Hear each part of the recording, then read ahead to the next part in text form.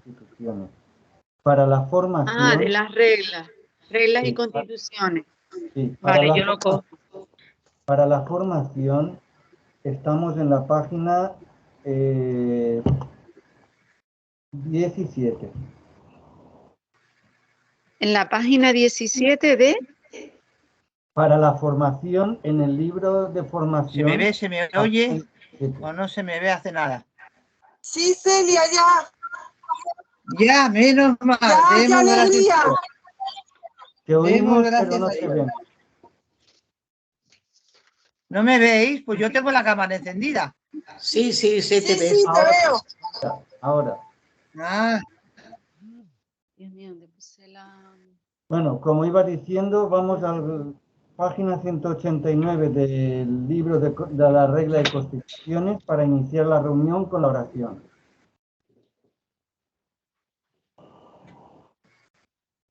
En el nombre del Padre, y del Hijo, y del Espíritu Santo. Amén.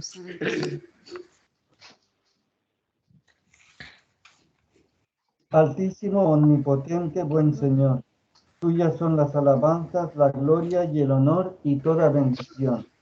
Todo. Alabad y bendecid a mi Señor. Dadle gracias y servidle con gran humildad. Omnipotente, santísimo, altísimo y sumo Dios, todo bien, sumo bien, bien total, que eres el solo bueno. A ti te tributamos toda alabanza, toda gloria, toda gracia, todo honor, toda bendición, y te restituimos todos los bienes. Hágase, hágase. Amén. Amén. Padre nuestro que estás en el cielo, santificado sea tu nombre. Venga a nosotros tu reino, hágase tu voluntad en la tierra como en el cielo. Danos hoy nuestro pan de cada día. Perdona nuestras ofensas como también nosotros perdonamos a los que nos ofenden. No nos dejes caer en la tentación y líbranos del mal. Amén. Dios te salve María, llena eres de gracia, el Señor es contigo. Bendita tú eres entre todas las mujeres, y bendito es el fruto de tu vientre, Jesús. Santa María, Madre de Dios, ruega por nosotros pecadores, ahora y en la hora de nuestra muerte. Amén. Gloria al Padre, y al Hijo, y al Espíritu Santo. Como era en el principio, ahora y siempre, por los siglos de los siglos. Amén. San Francisco y Santa Clara, Ruega por nosotros. San Luis y Santa Isabel. Ruega por nosotros. Bueno, pues, como he dicho antes, buenas tardes a todos. Bienvenidos a esta reunión de formación del Grupo Cruzados Seráficos de la OFS de España. Es verdad que falta más gente. Esta reunión de formación se está grabando y luego se podrá ver por la página web de Cruces y se podrá ver también por YouTube. En primer lugar vamos a tocar hoy un tema, a ver, todos los temas son, digamos que complicados. Podríamos tirarnos años y años estudiando el tema, pero sobre todo la vocación en el Nuevo Testamento es un tema muy amplio, amplísimo, que tratar de reducirlo a una sola sesión de formación es algo casi imposible. Pero vamos a empezarlo y por lo tanto hasta donde lleguemos. En primer lugar tenemos que ver qué significa, ya hemos visto la palabra vocación, lo que significa, y es un llamado a seguir a Dios, cada uno según conforme a lo recibido, según los talentos recibidos por el Señor, por el Espíritu Santo. Y vamos a ver antes de empezar, donde dice Lucas 1, 26, 37, la Anunciación, ¿quién quiere leer ese primer parrafito que hay ahí, por favor?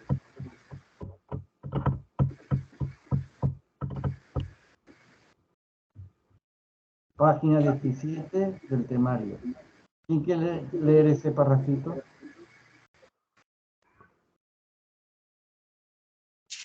Lo mismo si queréis. Adelante.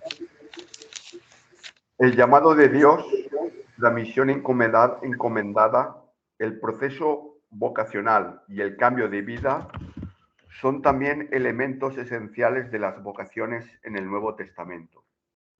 Las vocaciones del Nuevo Testamento nacen dentro de la Iglesia y son vividas siempre desde la común vocación de la comunidad eclesial. Efectivamente. ¿Qué tienen en común las vocaciones o la vocación en el Antiguo Testamento y en el Nuevo Testamento? ¿Qué diríais?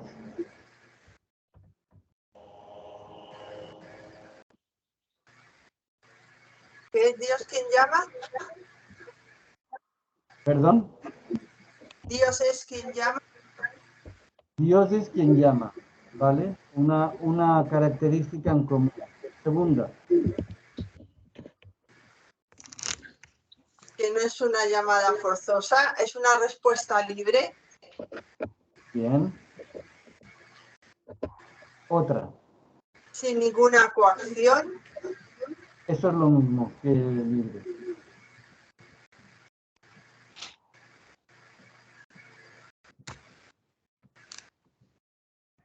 No os veo con ganas de hablar. Es que yo quería que hablaran, que hay una misión encomendada en cada vocación. Correcto. Y un proceso, no es la vocación no madura en el primer instante, sino Correcto. hay un proceso vocacional. Y como vemos en San Francisco, pues es un cambio de vida, total. La vida de San Francisco lo vemos clarísimamente. Lo primero, cómo fue, cómo que vivió, y después Dios, por medio de su enfermedad y otros acontecimios, pues le llevó a la conversión y a la entrega total, que ya lo vemos por los relatos. Pero bueno, yo no voy a hablar todo, o sea, yo lo diría, pero no voy a... Esto es lo que, entre otras cosas, vamos. Pues ya tenemos que es Dios el quien llama, que es una llamada en el cual a la persona que se le hace esta llamada es libre, no es forzada. Tercera característica, que tienen una misión. Más. Sí, es muy importante que la vocación en el Nuevo Testamento nace dentro de la Iglesia. Claro. Tiene que nacer en la Iglesia. Si no, no es vocación auténtica. Y por eso hay que empezar por ser cristiano. Y dentro de, bueno, siendo cristiano y estando en la Iglesia es donde madura y donde nace y donde madura. Ahí tengo yo solamente una pequeña cosa que no estoy totalmente de acuerdo, ¿vale? Por ejemplo, dices que tiene que nacer dentro de la Iglesia. No es preciso. Pero esa persona que reciba la llamada de Dios, al final tiene que llevar, si no es cristiana, tiene que, para pertenecer y ser auténtica vocación cristiana, tiene que bautizarse. Sí, la maduración sí que tiene que ser dentro de la Iglesia. Claro, por eso. ¿Vale? Pero la llamada no tiene por qué ser dentro de la Iglesia. Bueno, sí, pero... De hecho, Me vais a perdonar, pero yo me he desconectado involuntariamente unos minutos porque he tenido problemas con la conexión. Me quedé en que se había dicho que la vocación era una invitación y además que era libre. Pero debéis haber mencionado algo más, me parece, en estos minutos o en estos segundos. Sí. Bueno, habría que precisar un poco lo de qué es una invitación, porque sabemos que antes de Cristo hay dos nazareos desde el seno materno. Uno es Sansón y el otro es San Juan Bautista. Nacen ya nazareos. Y en la medida en que era una prefiguración de la consagración, pues nacen ya consagrados. La consagración, la parte principal de la consagración, que es pasiva, porque no es uno consagrado en principio, sino que es consagrado con los dones para seguir la llamada, pues es desde luego anterior al nacimiento. Y uno los tiene. Pero la vocación efectivamente es libre. Uno puede, en el caso de la consagración, puede seguirla o no seguirla. Es enteramente libre. Y sin embargo, en estos dos casos, nacen ya nazareos. Nacen ya, en cierto modo, consagrados. Bueno, yo voy a matizar un poquito.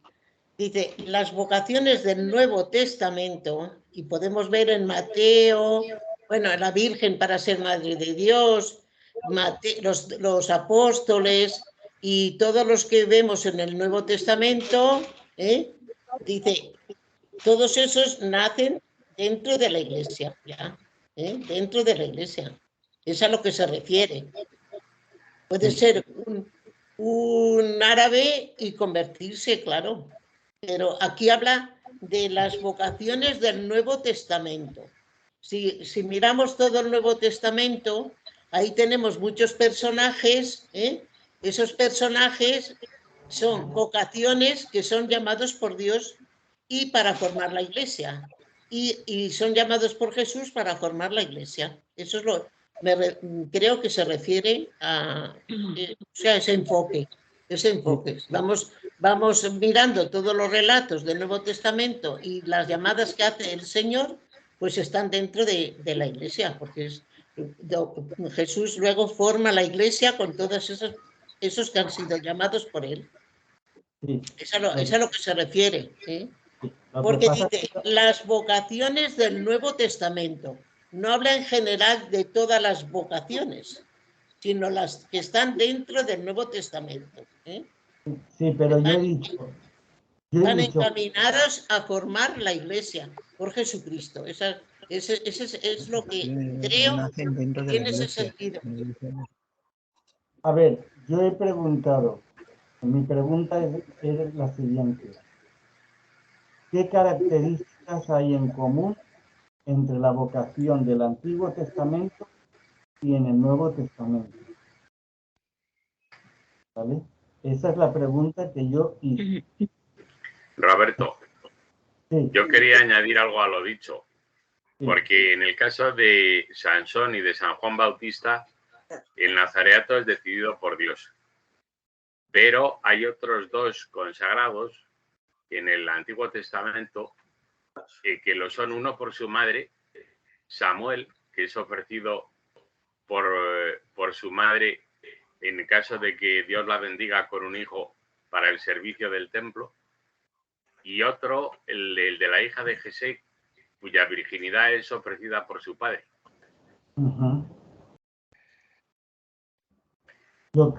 En cuanto a vocaciones en el Nuevo Testamento, bueno, no sé hasta qué punto Apolo se podía considerar ya cristiano. El Espíritu le mueve a predicar antes, ciertamente, de que su formación sea completa.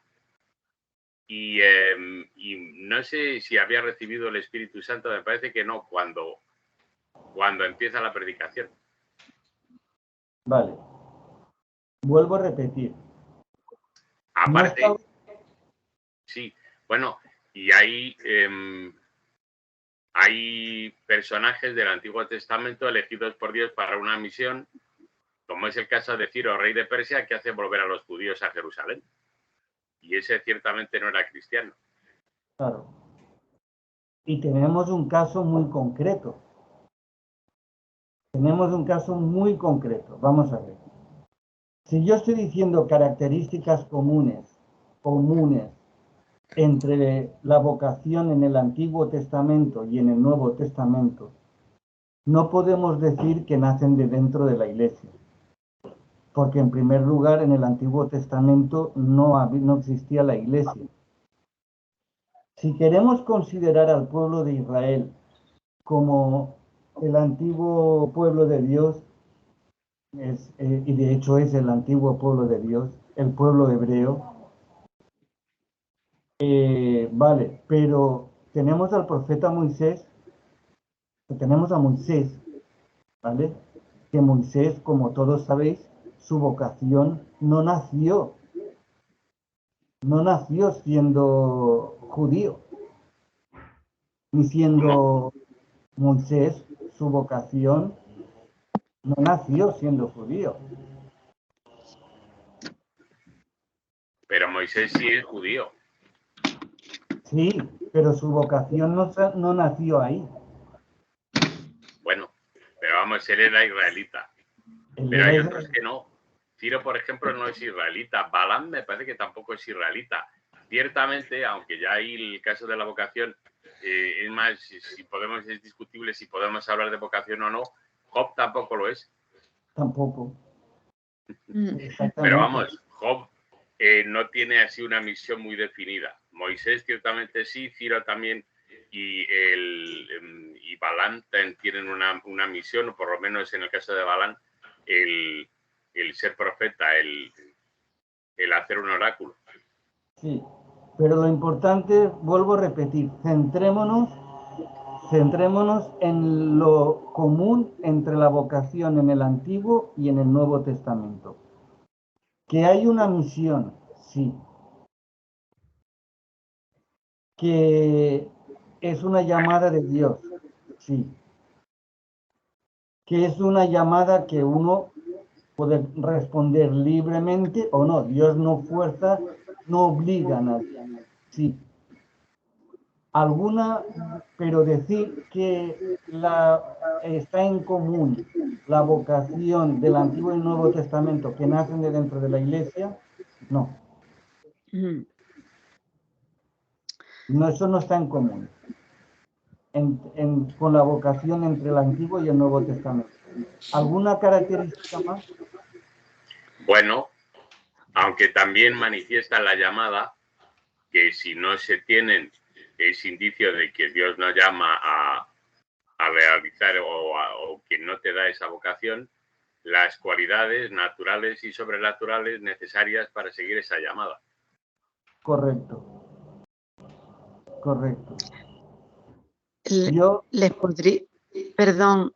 ¿Les podría hacer una pregunta? Claro. Cuando Dios nos habla, sea la llamada, ¿no?, a la vocación o no, cuando nosotros hablamos con Él, bueno, y en el caso concreto también de la vocación, ¿es necesario el discernimiento? Totalmente. ¿Eh? Totalmente. Tenemos que discernir a ver si es realmente la voz del Señor la que nos está hablando o son otras voces que nosotros escuchamos desde nuestro interior. Mira, en primer lugar te tengo que decir, y luego si algún hermano que sabe más que yo, que seguro que los hay, porque yo no soy mucho, en primer lugar hay que decir que Dios cuando llama no lo hace por vía WhatsApp, ni por vía telefónica, ni por email, ni por carta, ni eso, ¿vale? Si realmente nosotros tenemos una vocación o sentimos esta vocación, empieza por una inquietud interior, ¿vale? Empieza por una inquietud y esto, lógicamente, hay que ir discerniéndolo, por supuesto. Y sobre todo, si es con ayuda, mejor que mejor. Lógicamente, ese discernimiento lo tenemos que poner a la luz del Espíritu Santo para ver si realmente tiene estas características que estamos nombrando para ver si realmente es una vocación. Pero eso no quiere decir que a mí, hombre, a mí me hacen una pregunta por WhatsApp y la contesto inmediatamente, si lo sé. Pero lo de la vocación no es de hoy para mañana, no es de ahora para ahora. O sea, es algo que hay que ir discerniendo, madurando, y ver si, y luego incluso, pues, esa maduración requiere de una experiencia, la mayoría de veces. Una experiencia en el cual ahí es donde vas a ver si realmente es una vocación o no. Como le decía el hermano José María, en la experiencia veremos si tenemos las cualidades necesarias para saber si eso es una vocación o no. No sé si he respondido a tu pregunta. Que lo tienes que ver como en la práctica, y cuando también tú te sientes pues motivado, ¿no? Cuando es una llamada que te proporciona alegría, ¿no? O bueno, también te puede proporcionar temor, ¿no? Temor, o tú dices que va, yo esto no lo puedo afrontar, ¿no? No, esto que me no, pide el Señor. no. Yo no, vamos a ver, y la prueba la tenemos en las vocaciones del Antiguo Testamento, sobre todo, mira a Moisés que respondía, Señor, si yo esto no lo puedo hacer, ¿qué me dices? Por eso. Hay algunos que decían hasta que incluso que Moisés podría ser o haber sido un poco tartamudo, ¿vale? Entonces, sí, se decía, ¿eh? O sea, hay rumores. Pero independientemente de eso, él se sentía inútil para esa misión que Dios le enviaba. O puedes decir, perdona, Rubén. Ahí es lo que dice el hermano José María. Tú al principio puede ser que tengas miedo, y de hecho es normal muchas veces tener miedo. Pero lo importante no es que tengas miedo, sino que tengas las cualidades para realmente hacer esa misión que el Señor te manda. Y esa misión, esas cualidades se pueden ver a través del discernimiento, y parte del discernimiento forma la experiencia, forma parte de la experiencia. Y si, por ejemplo, tienes las aptitudes, las condiciones, ¿no? para llevar a cabo esa misión, pero al mismo tiempo, o sea, es como a veces una lucha, tú dices que va esto, yo tengo las condiciones estas, pero no lo veo claro lo que el Señor me está pidiendo, ¿no? Que puede surgir la duda también, ¿no? Sí, la duda. Y entonces, la duda la vamos a tener muchas veces, ¿vale? Pero ya. eso es parte de la condición humana y forma parte también de que el maligno está por ahí en medio. El maligno. El maligno, claro, la tentación está ahí. Que te quiere quitar esa idea, que te quiere, tú dices, es una idea buena, es una idea o es una misión buena, pero después se mete como ese dentro de ti que te dice que va, eso es una tontería, eso es tal, ¿no? Que surgen esa serie de respuestas, ¿no? Mira, te voy a poner un ejemplo. Jesús en el huerto de Getsemaní. ¿Tenía miedo o no tenía miedo? Sí. Claro. ¿Estaba capacitado para lo que el Padre le pedía o no? Sí. Claro. Sí, pero pues él tenía su miedo, porque veía lo que se le venía encima, claro. Exacto. Pero miedo tenía. Padre, claro. si es posible, pase de mí este tal. Si es posible. Yo, pensando y reflexionando, ¿vale? Y teológicamente. No, esto no me ha llevado en un momento, esto me ha llevado varios tiempos. Estoy seguro que entre el Padre, si es posible que pase de mí este cáliz, y él, pero no se haga su voluntad, sino la tuya, tiene que haber pasado un poquito de tiempo, ¿no? O sea, es como decir, porque ahí él se siente cerrado, tiene miedo, la condición humana, la condición incluso cuando tú hablas otra vez, con el Señor y te vuelve a plantear lo mismo, esa misión, tú dices, Dios mío, pero si estoy en oración completa, estoy con Él, estoy ante el Santísimo, y me vuelve a plantear lo mismo, o sea, Él me está pidiendo algo, ¿no? Me está pidiendo ese algo que me dice, ¿no? Entonces también es otra manera de discernirlo, ¿no? De como que puede ser el Señor el que lo está manifestando, ¿no? Claro, pero por eso qué bueno es la ayuda de una dirección espiritual, ¿vale? La ayuda de un acompañamiento espiritual para que ayude a esa persona a discernir su propia vocación, ¿vale? Va a ser mucho más fácil, ¿vale? Mucho más fácil. Pero de que... Y si no se trata, hermano Roberto, si no se trata de una vocación, sino, por ejemplo, una misión que Él quiere para ti. Vamos a suponer, yo qué sé, dar catequesis o dar, a un número, a unos niños, a unos padres o algo, que te está proponiendo algo. Esa misión y te la sigue repitiendo. O sea, tienes también que discernirlo. Por supuesto, todo hay que discernirlo. Discernirlo, y tú dices mejor con un director espiritual. Siempre es mejor, siempre. Siempre, porque te va a ayudar a ver las cosas desde otra perspectiva. O ¿vale? Que eso no es exactamente del Señor, o... ¿Cómo que no? No, a ver, o sea que cuando tú ves que el Señor te lo está repitiendo es porque es de Él. No. Puede ser cuestión del maligno. Puede ser que sí, puede ser que no. Por eso, el discernimiento y la ayuda del director espiritual. ¿Vale?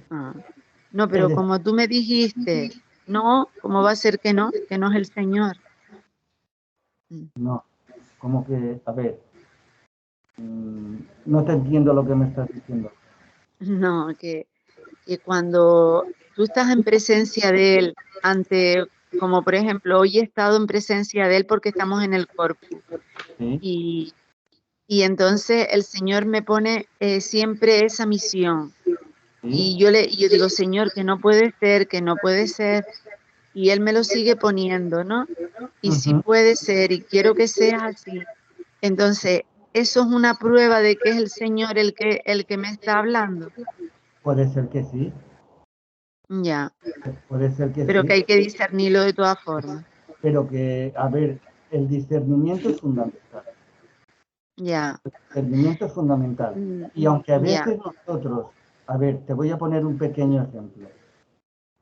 Cuando yo fui elegido para ser presidente de Cruces o para ser ministro de zona, yo no me veía capacitado, la verdad, y sigo sin verme capacitado, ¿vale?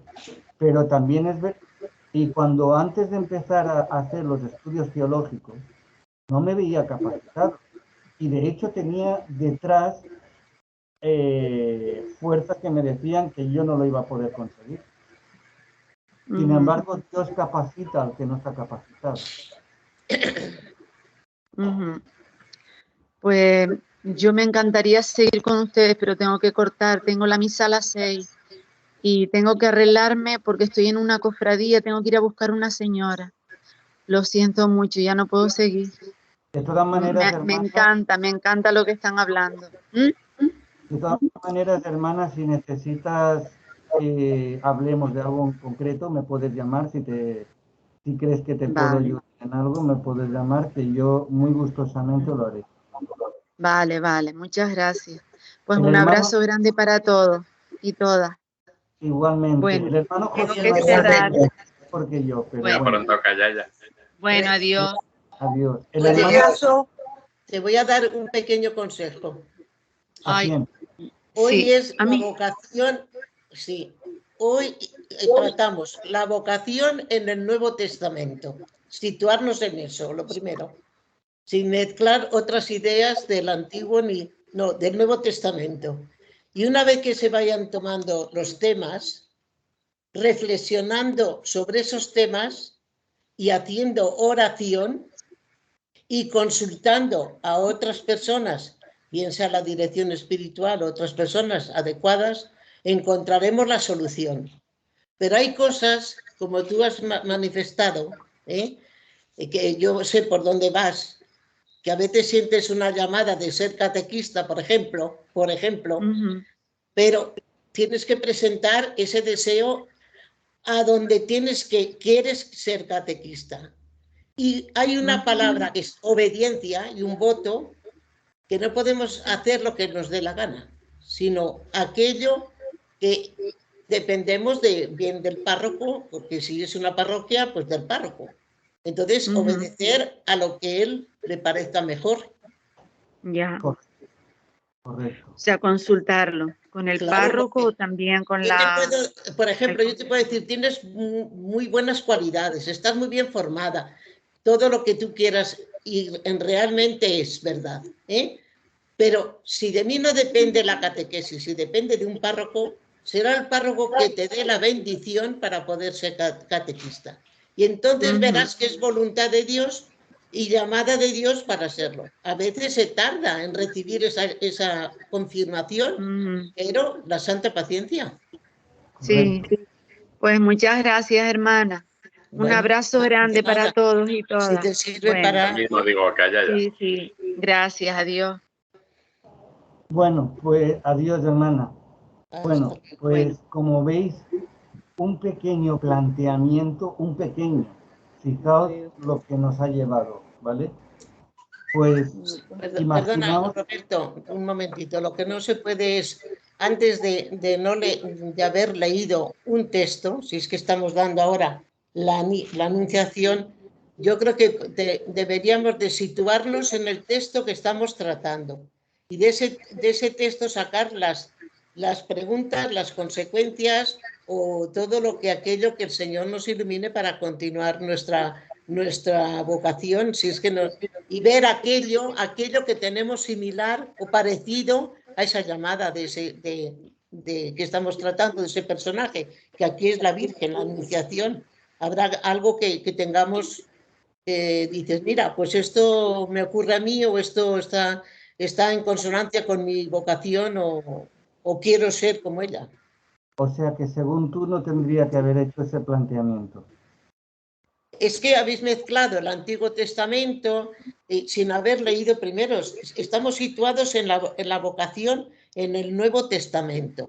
Claro, y hemos leído un pequeño párrafo antes de leer la Anunciación y basándome en ese párrafo, por eso he hecho la comparación. Pero no hemos leído, bueno, quiero decir que no hagamos mucho que nos situemos lo más posible en el tema. Sí, claro, sí, pero esto era un prólogo, una introducción. Porque hemos hablado del antiguo con el nuevo. Claro. Y no ha llegado, no es el momento ahora ese. Es la vocación en el nuevo. Bueno, hermana, si tú lo crees conveniente, puedes seguir tú con la cosa. Será la voz. Roberto. Sí. A mí me gustaría añadir algo a lo que has dicho sobre que en ocasiones Dios capacita siempre dando las capacidades sobrenaturales para seguir la vocación. Pero excepcionalmente incluso puede hacer algo más. Moisés podría ser un buen ejemplo de eso. Claro. Si repasáis la vocación de Moisés en el Antiguo Testamento, en el Éxodo, veréis que se resiste a aceptar lo que Dios quiere porque dice que no sabe hablar. Y las resistencias le van a valer quedarse por debajo de su vocación original.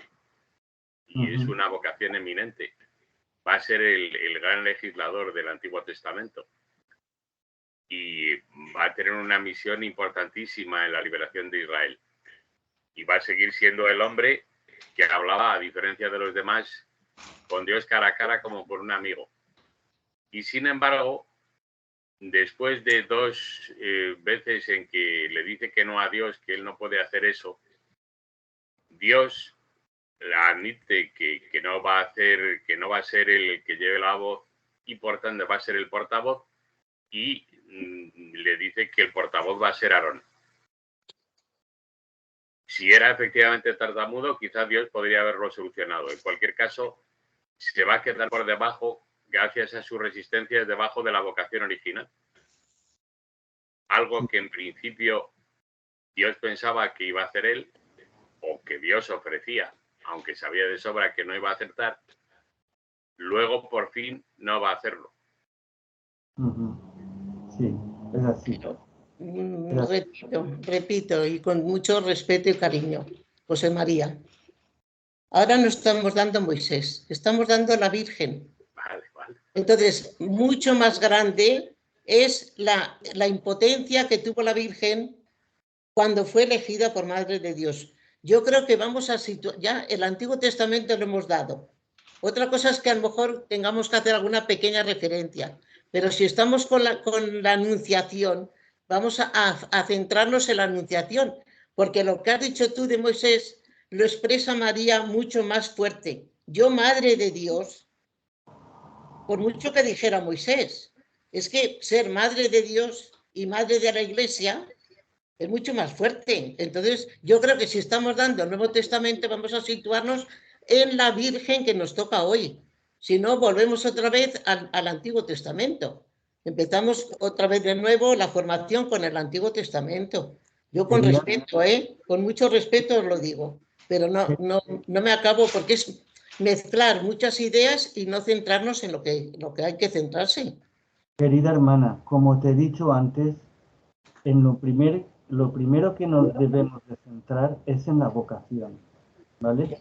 Estamos recorriendo, durante lo que es el temario, hemos recorrido parte del tema de vocación, en especial el Antiguo Testamento.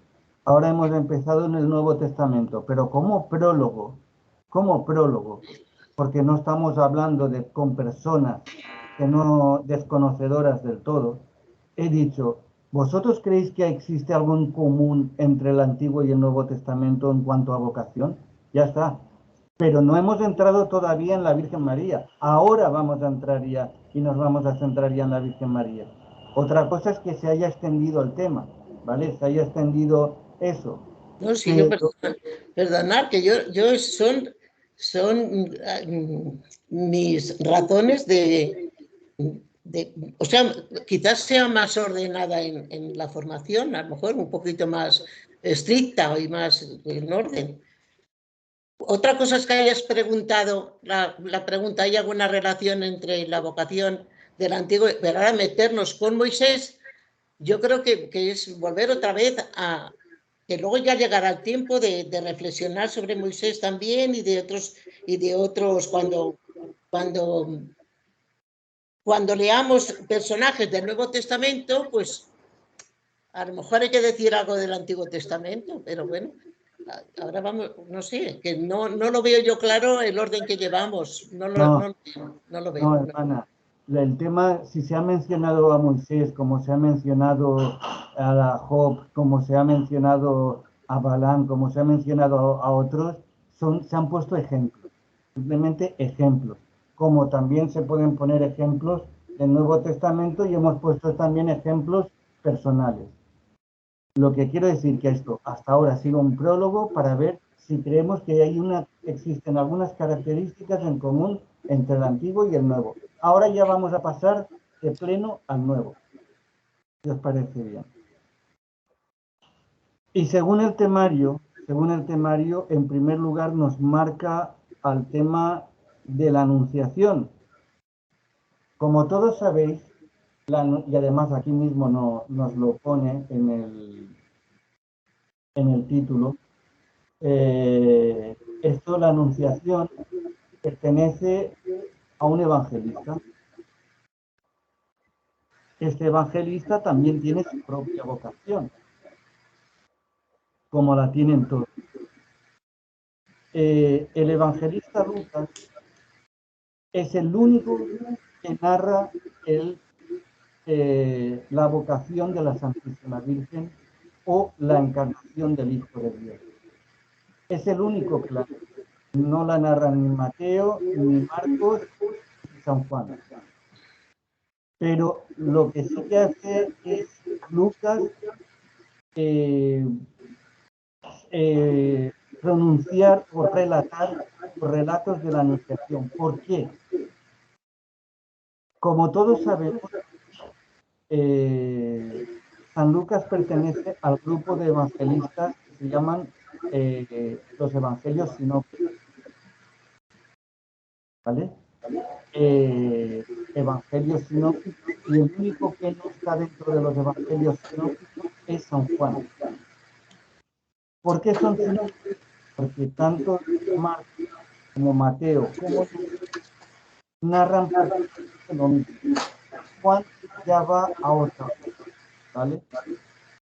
Entonces San Lucas, formando parte de este evangelio sinóptico, y posiblemente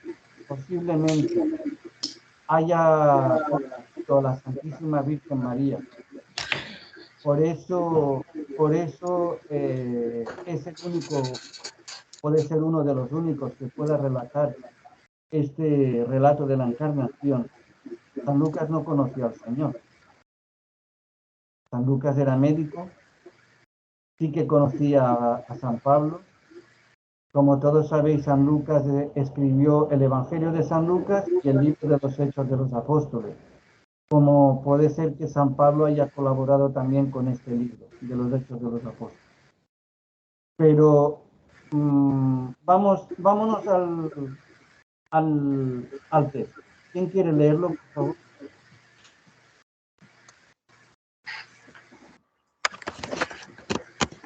En el mes sexto, el ángel Gabriel fue enviado por Dios a una ciudad de Galilea, llamada Nazaret, a una virgen desposada con un hombre llamado José, de la casa de David. El nombre de la virgen era María. El ángel, entrando en su presencia, dijo: «Alégrate, llena de gracia, el Señor está contigo». Ella se turbó grandemente ante estas palabras y se preguntaba qué saludo era aquel. El ángel le dijo: «No temas, María, porque has encontrado gracia ante Dios. Concebirás en tu vientre y darás a luz un hijo, y le pondrás por nombre Jesús. Será grande, se llamará Hijo del Altísimo. El Señor Dios le dará el trono de David, su padre. Reinará sobre la casa de Jacob para siempre, y su reino no tendrá fin». María dijo al ángel: «¿Cómo será eso? Pues no conozco varón». El ángel le contestó: «El Espíritu Santo vendrá sobre ti, y la fuerza del Altísimo te cubrirá con su sombra. Por eso el santo que va a nacer será llamado Hijo de Dios. También tu pariente Isabel, ha concebido un hijo en su vejez, y ya está de 6 meses, la que llamaban estéril, porque para Dios nada hay imposible». María contestó: «He aquí la esclava del Señor, hágase en mí según tu palabra». Y el ángel se retiró. Palabra del Señor. Gloria a ti, Señor Jesús. Este pasaje del Evangelio de San Lucas lo conocemos bastante, lo hemos leído muchísimas veces, y una cosa es leerlo y otra cosa es profundizar en él. Si nos vamos al prólogo antes de esto, esto tiene una intención, como tiene una intención el libro de San Juan, el Evangelio de San Juan, las cartas de San Juan. Si nos vamos al Evangelio de San Lucas, ¿vale? Dice: puesto que muchos han emprendido la tarea de componer un relato de los hechos que se han cumplido entre nosotros, como nos lo transmitieron los que fueron desde el principio testigos oculares y servidores de la palabra. Esto está diciendo que él no era testigo ocular, ¿vale? También yo he resuelto escribírtelos por su orden, ilustre Teófilo, después de investigar todo diligentemente desde el principio, para que conozcas la solidez de las enseñanzas que has recibido. Si nos vamos al prólogo de Hechos de los Apóstoles, dice San Lucas: en mi primer libro, Teófilo, escribí todo lo que Jesús hizo y enseñó desde el comienzo hasta el día en que fue llevado al cielo, después de haber dado instrucciones a los apóstoles que había escogido, movido por el Espíritu Santo. Si nos damos cuenta, es prácticamente el mismo prólogo, ¿vale? El del Evangelio de San Lucas y del libro de los Hechos. ¿Esto qué quiere decir? Que no hay duda de que tanto San Lucas, el Evangelio de San Lucas, como el libro de los Hechos fue escrito por la misma persona, es decir, por Lucas. Ahora, Lucas relata un hecho, un relato concreto. Es el relato de la encarnación. ¿Cómo podría saber San Lucas este relato? Pues con toda seguridad fue la propia Virgen la que se lo comunicó. Uh-huh. Eso es lo que dicen la mayoría de teólogos. Y que yo coincido con ellos.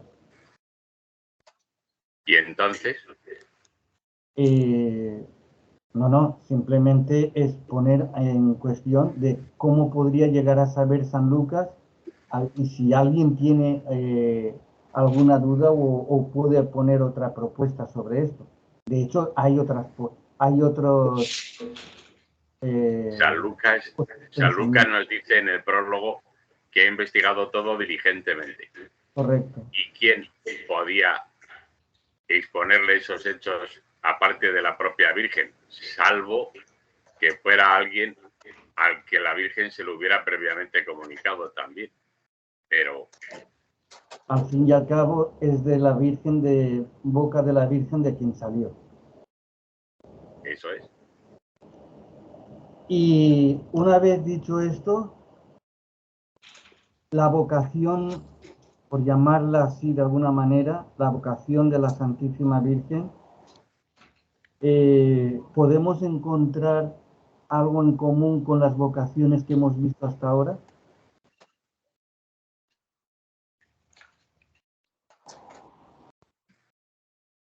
Bueno, yo creo que la Virgen ya antes de su nacimiento, y puede ser que antes de la creación del mundo, después de la creación del mundo, Dios Padre ya la tenía predestinada.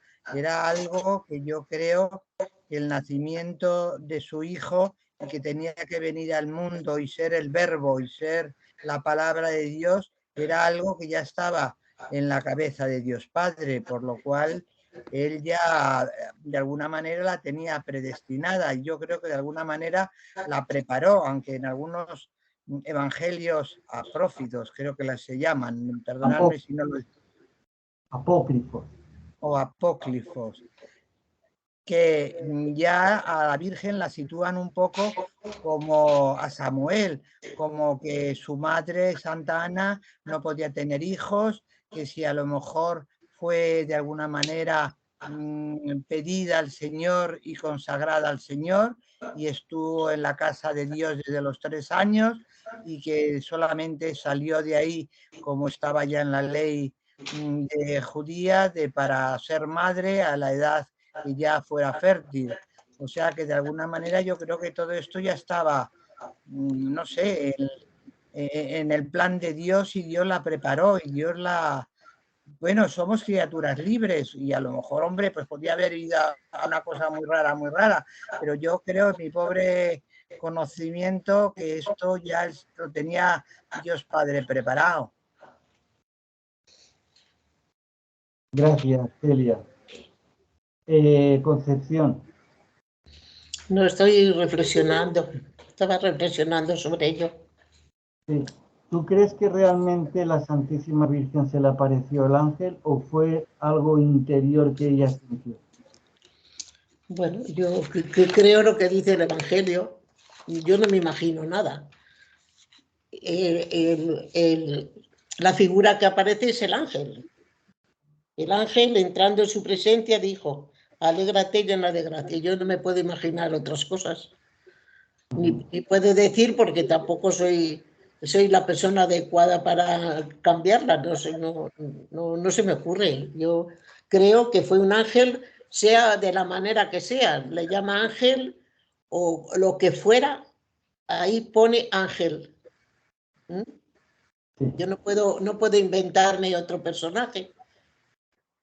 Vamos, hablo personalmente. Lo Yo digo creo que fue un ángel con alas o sin alas, o el espíritu o la llamada o la fuerza de Dios, y la Sagrada Escritura pone ángel. Bueno, pues era un ángel. Y de hecho dice el arcángel San Gabriel. Claro. Y con nombre y todo. O sea que bueno, yo creo en eso. Pero aquí dice, porque se puede dudar de que aquí dice entrando en su presencia, no poniéndose en su presencia. No es lo mismo. No, yo no he dicho que se puesto en su presencia. ¿He dicho yo que está en su presencia? Entrando en su presencia. No. A ver, no aquí en el Evangelio dice entrando en su presencia. Bueno, pues entrando en su presencia. ¿Es lo mismo que poniéndose en su presencia? Esos matices, que eso ya lo interpreta la Iglesia, no nosotros. A no ser que seamos teólogos muy preparados, que lo podamos cambiar, o decir, o interpretar. Yo no me atrevo. Que es lo mismo estar en su presencia que lo que preguntas tú. No me atrevo a decirlo. Lo digo porque tú dices que los teólogos de la Iglesia son los que lo deben de interpretar. ¿Tú cómo lo ves? ¿Tú cómo lo ves? Tal y como dice ahí, dice entrando en su presencia. Sí. ¿Y tú cómo lo ves? Entrando en su presencia quiere decir, por ejemplo, vosotros todos habéis visto las apariciones, habéis oído las apariciones de la Virgen en Fátima, en Medjugorje, en esto, que solamente lo ven los videntes, que no lo ven nadie más, solamente lo ven los videntes. Entonces, entrar en su presencia quiere decir que María sí lo vio. Por supuesto. María sí lo vio. Si ahora, no lo siente María ni lo ve. Claro. Ahora, entrando en su presencia no es lo mismo que poniéndose en su presencia. Poniéndose en su presencia es decir, yo me pongo en presencia tuya, nos vemos personalmente y yo me pongo en tu presencia. Pero entrar en tu presencia es profundizar más, es entrar más allá. Pero los teólogos no se ponen de acuerdo entre si realmente entró en su presencia interiormente o que se puso en su presencia. Bueno, los teólogos hay de todo, claro. Como en todos los, si vas mirando el Evangelio, que cada teólogo, o los teólogos, pues cada uno Unos teólogos piensan de una manera, lo interpretan de otra, eso en todos los evangelios y la teología. Pero la Iglesia tiene que tomar una posición oficial. Ah, claro, claro, claro. Ahí está el problema. Por eso no, tú como yo, cuidadito con cambiar las palabras Claro. y cambiar el sentido. Claro. Yo por lo menos respeto muchísimo, no soy de... No cambio palabras por otras. José María, ¿tú cómo lo interpretas? Yo interpreto que el ángel entró en la estancia donde la Virgen estaba. Yo lo entiendo así. Es decir, en la habitación donde ella estaba. Eso es. Tú lo entiendes así, ¿vale? Yo siempre lo he entendido así. Yo vuelvo a repetir, cuando dice aquí entrando en su presencia, no es lo mismo que ponerse en su presencia, ¿vale? Entrando en su presencia, es decir, que solamente ella la veía al ángel, ¿vale? No es lo mismo que ponerse en su presencia. Ponerse en su presencia es yo me pongo ante ti, tú me ves y me ve todo el mundo que vaya a pasar por ahí. Pero entrar en su presencia es algo más profundo. Lo digo porque en teología lo hemos estudiado, ¿vale? No es cosa mía. Perdona, que no quería interrumpirte. No, sigue. Digo que de todas formas la Virgen debía estar sola. No debía haber nadie con ella en este momento. Estaba en oración. Posiblemente sea así. O Dios se manifestó mediante el ángel. El ángel se manifestó y estuviera como estuviera. Bueno, a ver, si he sacado este tema es porque en teología se ha hablado mucho de este tema y se sigue hablando, ¿vale? Y forma parte del tema de vocación. Cuando llega la luz a una persona, la luz de Dios, como pasó en San Pablo, le hizo hasta caer del caballo. Todo metafóricamente, claro. A lo mejor no iba en el caballo, por supuesto. No iba en caballo. Claro. Pero la luz de Cristo entró tan fuerte en su alma que entró en su presencia. Y sin estar en una habitación. Claro, entró en su presencia. Claro. Y nadie lo veía excepto él. Pero lo expresa, la Sagrada Escritura lo expresa, que le hizo caer del caballo.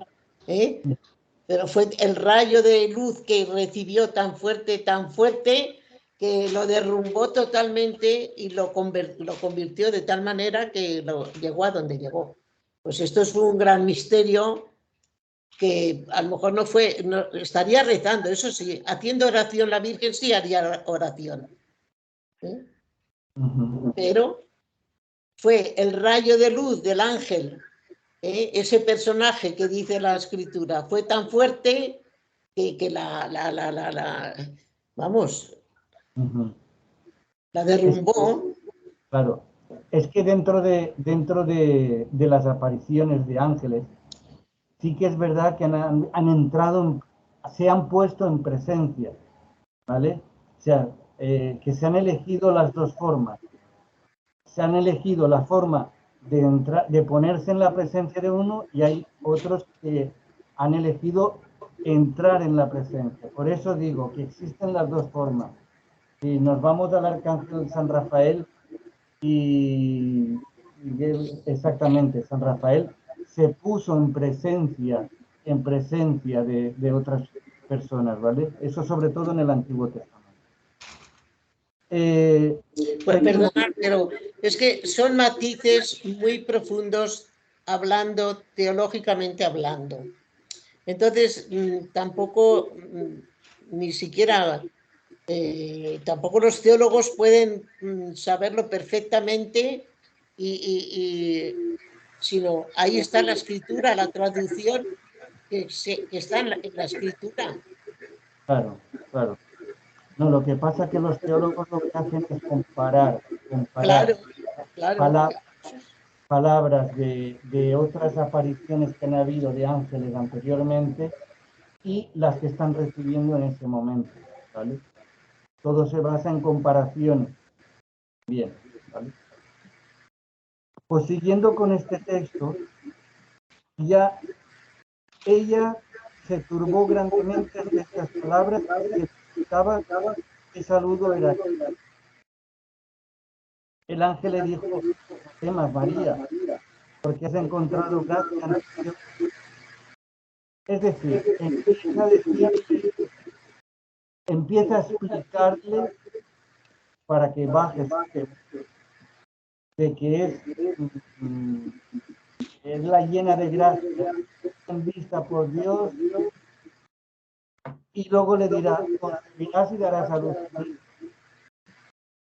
María se podía haber quedado antes, o era una obligación. Qué mal se hace. No sé qué pasa. Si alguien hace que haya eco. No sé qué pasa. Alguien lo tiene en cualquier posición. Hace Se oye eco, sí. Sí. Pero mi pregunta: ¿el ángel la obligó o María tiene, o sea, se puede negar a eso?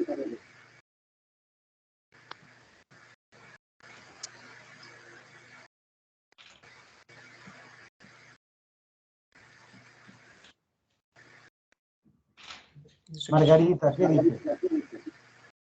Estoy arriba en la librería. No sé qué. No sé Sí, qué bueno. Es que se me calienta el móvil y se me apaga. Entonces no oigo bien las preguntas. Estoy un poco furiosa conmigo misma. No, no te enfades contigo. No. Y espero que conmigo tampoco. Lo que te digo, lo que he preguntado es: ¿el ángel la obliga a María a que acepte o es María la que acepta libremente? ¿Se puede negar el ángel, o sea, María, a ser la madre de Dios? Sí, Bueno, claro que se hubiera podido. María aceptó, Sí, sí, ¿no? sí. María fue la que aceptó. Mira, Al allí final en Dios nos hace libres. Nazaret hay dos estatuas grandes. Una es un ángel y otra representa a María. Y están los dos así como conversando. Como ella está así como quieren decir, ¿y esto qué es? Pero por supuesto que ella aceptó. Primero con temor y luego, pues bueno. Con temor porque, oye, también lo que se exponía era que la lapidaran. Sí, sí, claro, sí. Fijaos que hay una cosa que ella dice: ¿cómo puede ser esto si yo no conozco varón? Claro. Es decir, no es que esté dudando, sino simplemente, ¿cómo puede ser esto? Que si yo no he estado con ningún hombre y sin embargo me estás diciendo que voy a ser madre.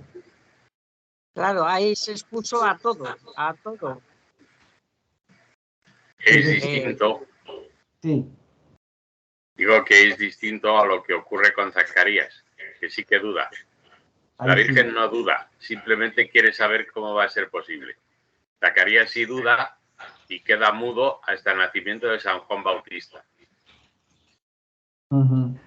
Porque pide una señal. Bueno, el ángel sí que le da una señal a María. Ahí tienes a tu pariente Isabel, que dice que era estéril y es vieja y sin embargo ya está de 6 meses. Pero yo creo que no la pide, se la dan, pero no la pide. No, no la pide, ella no la pide, es la señal. Ella lo único que hace es preguntar cómo va a suceder esto. Y el ángel lo que le dice es que Dios tiene poder para eso y para más. Claro, natural. Que no es intervención. Mira la fe de Abraham. La fe de Abraham con lo del hijo. Su único hijo. Mayor que el número de las estrellas. Y luego se lo pide. Que se lo sacrifique, Dios mío. Y por último dice María, he aquí la esclava del Señor, hágase en mí según tu palabra. Y el ángel se retiró. Es decir,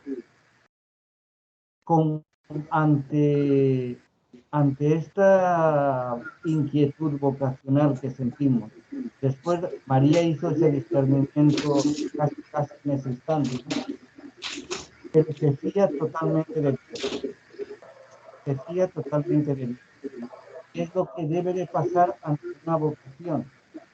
Si yo realmente he sido elegido para alguna misión en concreto, porque esto es una misión también. ¿Cuál? La de la Madre del Señor.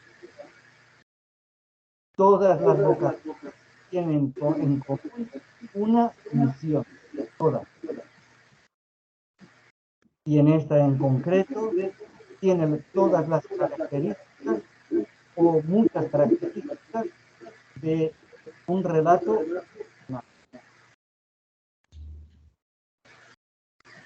¿Tenéis algo que añadir a esto? Perdóname, Roberto, pero yo no te he entendido bien. La voz no me ha llegado bien. Me gustaría que me lo repitieras. Sí, estaba diciendo que si María acepta libremente, si María, una vez que ha discernido, acepta y lo pone todo en manos de Dios, que ella sabe que, porque ahí dice, ¿cómo va a ser eso? Tiene todas o casi todas las características de un relato vocacional. Dios llama, la persona responde. Dios llama a una misión en concreto y la persona responde. Con libertad. Cuestión distinta es si, aunque la persona no sea coaccionada en absoluto, es obligatorio o no la aceptación de la vocación. Sobre eso se ha discutido. Y también se ha discutido sobre la gravedad de la obligación en el caso de la consagración. Pero por lo que yo sé, en los textos del Magisterio de la Iglesia se entiende que la consagración siempre es una invitación que Dios hace. Nunca es una obligación. Pero insisto, se ha discutido. Y se ha discutido si es así en todos los casos, si hay algún consagrado para el cual la aceptación es obligatoria y de qué gravedad sería la obligación.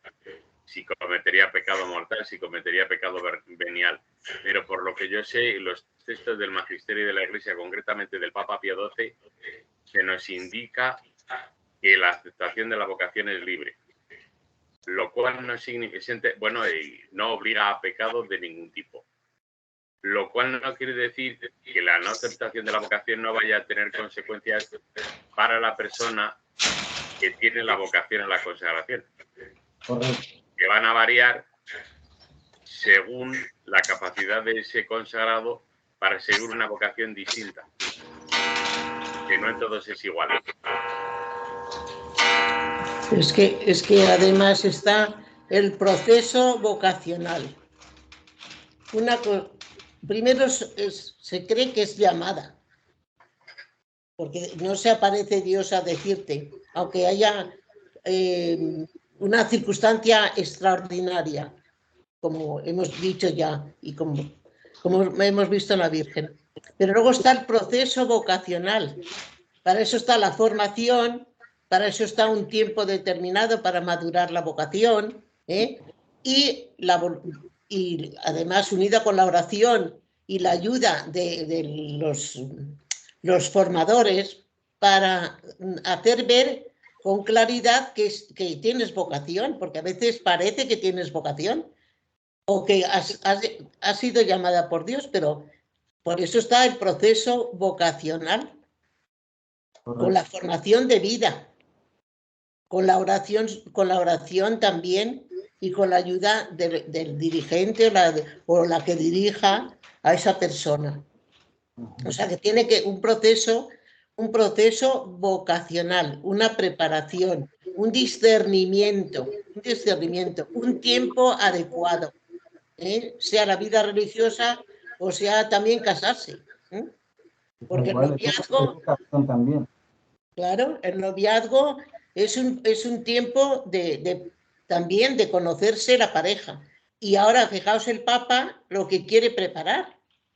Un sínodo para aquellos futuros matrimonios, e incluso los que, creo que si no mal recuerdo, para los que se han casado recientemente. O sea que eso no lo podemos olvidar. Es un tiempo de preparación y de discernimiento. ¿Cuántas personas a lo mejor se han estado preparando y han visto pues que no es ese el camino que creía esa persona llamada de Dios? Sea matrimonio o sea en un convento. Sí. O sea, digo yo. Lo que sí que es verdad, y no sé si estaréis de acuerdo conmigo, una de las características que forma parte de ese llamamiento de Dios a algo en concreto es la paz interior de la persona. Es decir, si yo tengo una inquietud y después de un discernimiento, o creo haber hecho un discernimiento, estoy aceptando esto porque creo que es una llamada de Dios y no me produce paz interior, ¿es un signo de que es de Dios esto o de que no es de Dios? Si no hay paz interior, no está Dios. Y si hay miedo, tampoco. No, a ver, miedo puede haber en un principio. Miedo puede haber en un principio. Pero después, cuando ya uno empieza con la experiencia, ahí sí que viene, si no tienes paz interior, sí que es verdad que creo que eso no viene de Dios. Pero miedo... Estoy de acuerdo. ¿Perdón?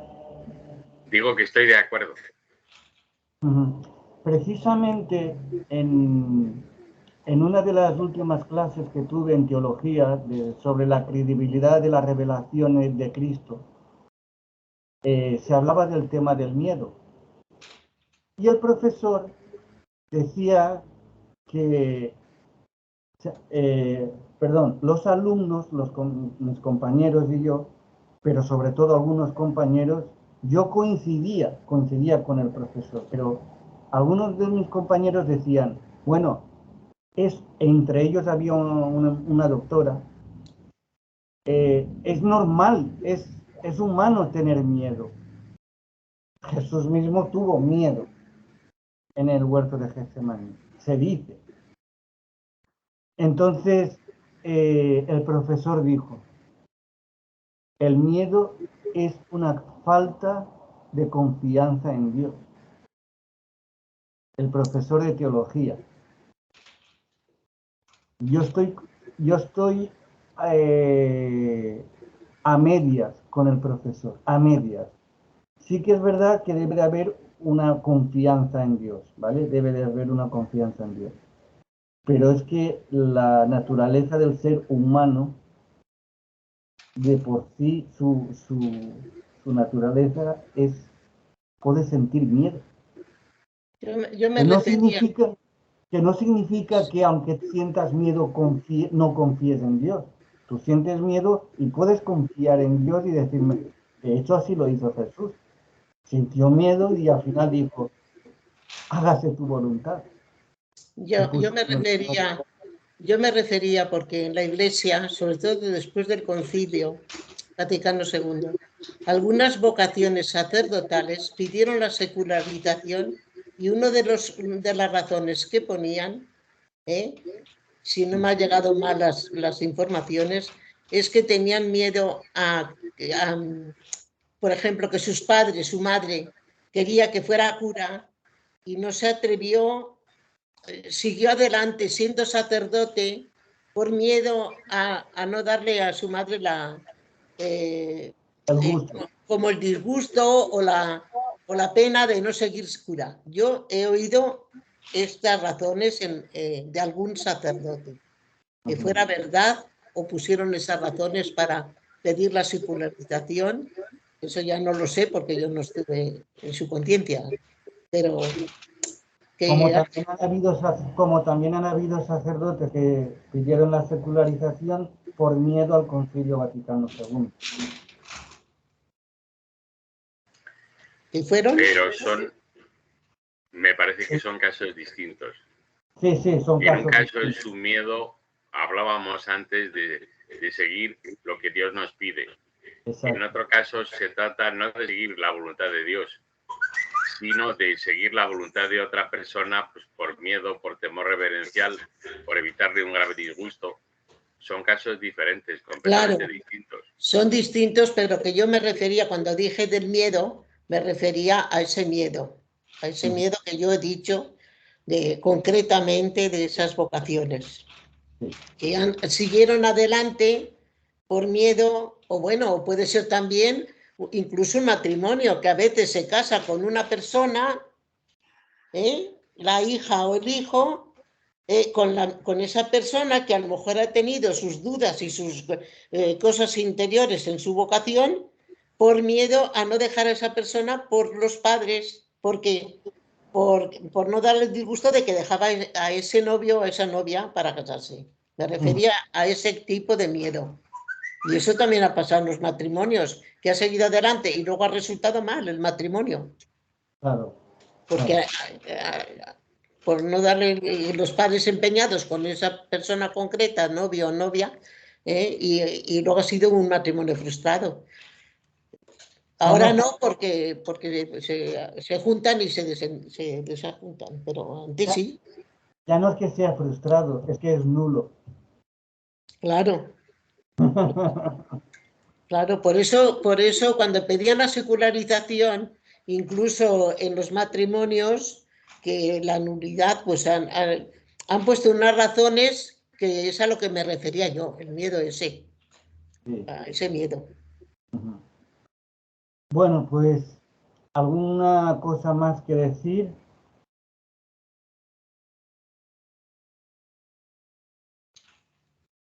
Y si no, pues lo dejamos aquí. Claro, se puede continuar con este tema, porque aquí hay muchas citas de los evangelistas, luego reflexiones sobre el tema, porque aquí pone las vocaciones particulares en el Nuevo Testamento, todos los evangelistas, las citas que pone, y atrás pone actividades, las actividades que se pueden hacer. Lo que yo he dicho de dejarlo aquí no significa que aquí terminemos el libro, no. Digo hoy, terminarlo hoy. Claro, sería conveniente, a mí me parece, porque veo que vamos a asistir siempre la media docena o las personas